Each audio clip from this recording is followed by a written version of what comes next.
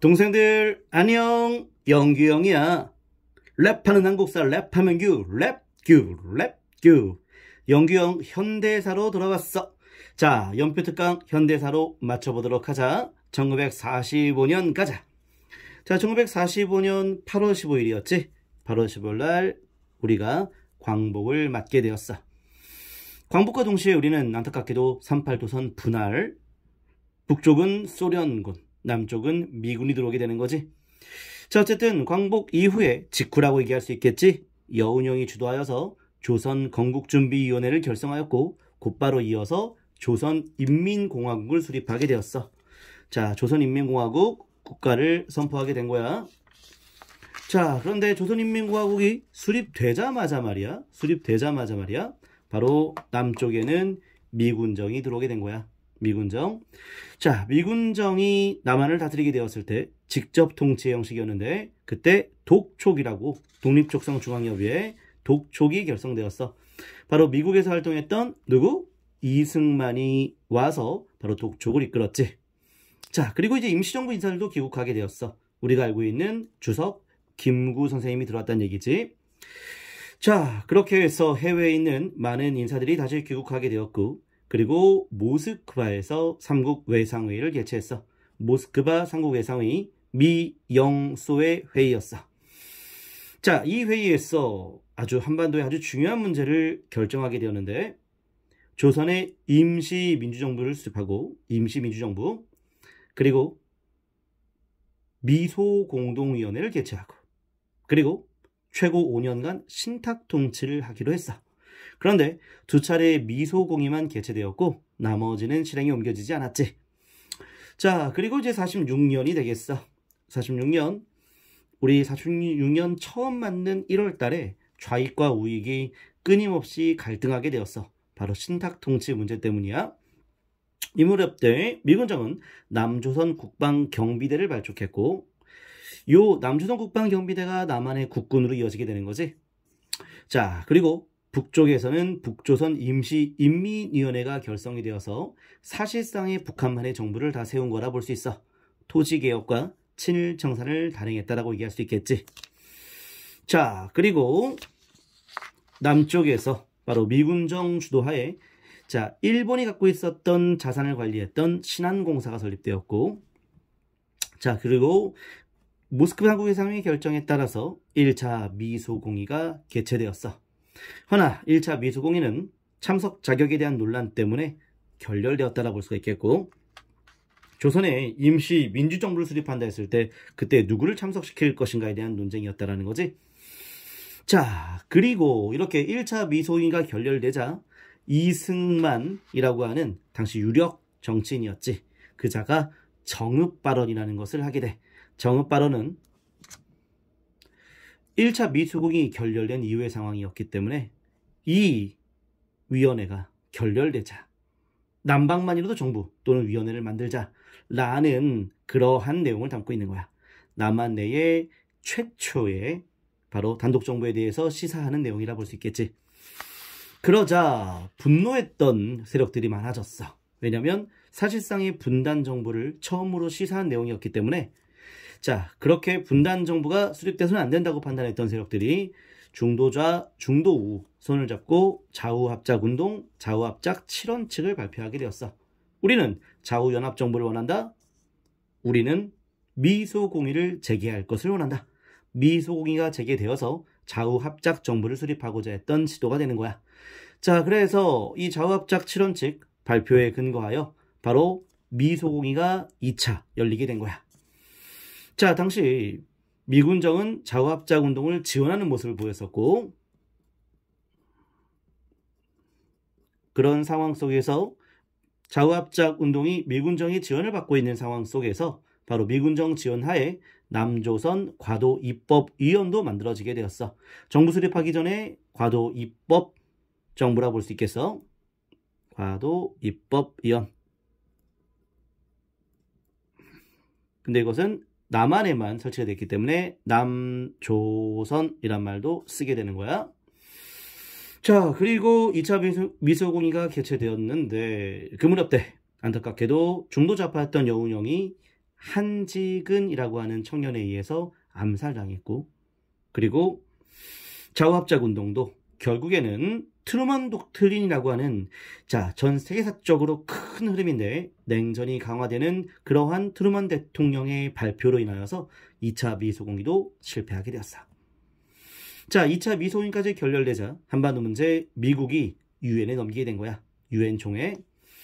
유엔 총회가 개최되어서 바로 인구 비례에 따라 총선거하겠다. 그리고 유엔 한국 임시연단이 파견된다라는 내용이었었고, 그래서 유엔 한국 임시위원단이 구성이 되었는데, 요 인구 비례에 따라 총선거에 대한 결정을 북쪽은 거부하게 됨에 따라 유엔 한국 임시연단은 북쪽에 들어오지 못했고 남쪽으로만 들어왔다는 내용이야.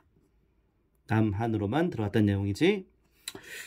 그래서 남한에서만 유엔 한국 임시연단을 볼 수 있다는 걸 꼭 기억해 줘야 돼. 48년이 되었어. 유엔 총회 결정한 대로 총선거를 할 수 없게 되니까 유엔 소총회, 또 다른 총회를 다시 열게 되었어. 거기서 인구 비례에 따라 총선거에 의한 유엔 총회는 물 건너갔기 때문에, 그렇다면 유엔 한국 임시위원단이 접근할 수 있는 지역만으로 총선거하라 라는 결정을 하게 된 거야. 사실상의 바로 남한만 단독 선거를 하라고 했던 국제적인 결정안이 유엔 소총회가 되는 거야. 이 유엔 소총회, 사실상 남한만 총선거가 되겠지. 이 남한만 총선거에 대해서 반대했던 지역이, 가장 격렬하게 반대 시위가 전개되었던 지역이 제주도였어. 그리고 이 남한만 총선거에 반대했던 대표적인 정치 지도자들이 남북 지도자회의에 참석하기도 했었지. 특히 남북 지도자회의에 참석했던 남북 협상파 세력에는 김구, 김규식, 조소왕 등의 과거 임시정부 인사들이 많았다라는 거야. 제주에서는 아까 남한만 단독선거에 대해서 반대하는 시위가 전개되었다는데, 그 과정에서 정부가 너무나 무리하게 진압하는 과정에서 제주도민이 엄청나게 많은 사상자가 나오게 되는 거야. 무려 30만 인구 중에 3만 명이나 죽게 되었던 굉장히 거대한, 아주 우리 역사의 가장 비극적인 사건이라 얘기할 수 있겠어. 그리고 이제 결국에는 유엔 소총회 개최된 그 내용들, 바로 남한만 총선거 결정안이었지. 그 남한만 총선거 결정안에 따라서 남한에서만 50총선거가 결정이 된 거야. 그래서 50총선거 48년 5월 10일 날 진행이 되었지. 제주도에서는 2군데가 선거 실시되지 않았다는 것, 그리고 21세 이상이 이 총선거에 참여했다는 것도 기억하자.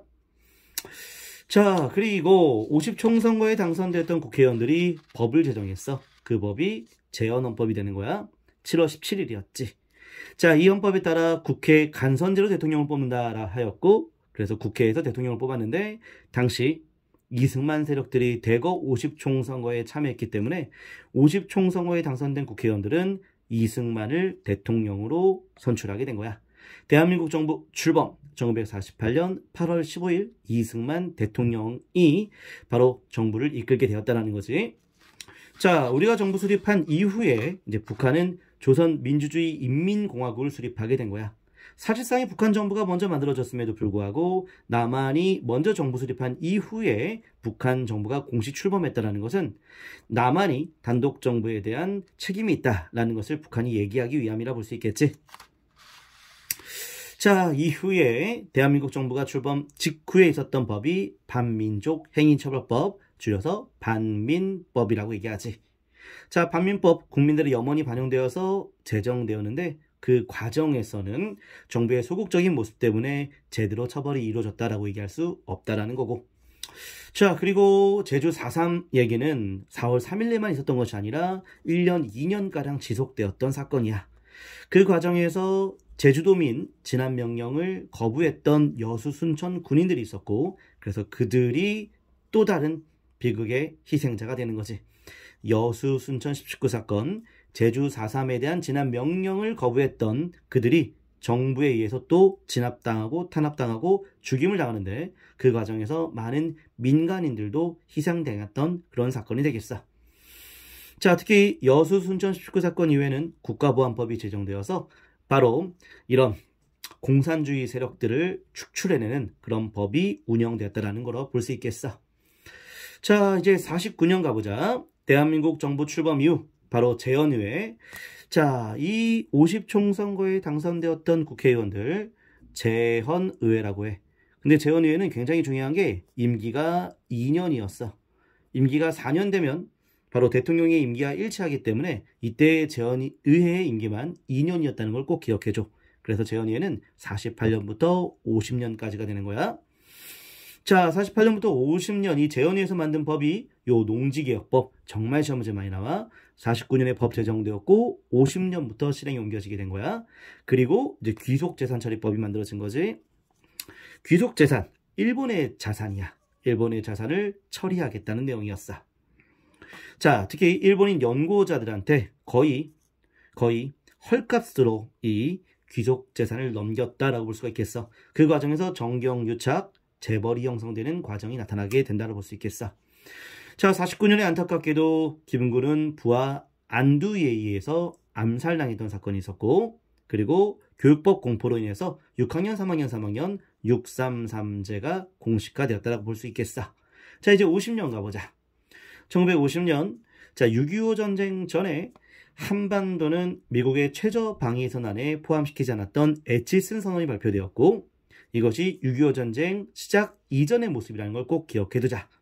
2대 총선, 이것도 1950년 6.25 전쟁 이전의 총선이 있었기 때문에 재헌의회 같은 경우는 6.25 전쟁과는 관련이 없다라고 기억해야 돼. 자, 1950년 6월 25일 북한의 남침으로 한국전쟁, 6.25 전쟁이 시작되었고 53년 7월 27일까지 지속이 되었어. 아, 굉장히 우리 역사의 가장 큰 비극의 전쟁이라 볼 수가 있겠지. 자, 이 남북한의 큰 희생을 겪게 되었던 이 한국전쟁 얘기부터는 우리 다음 시간에 진행하도록 할게.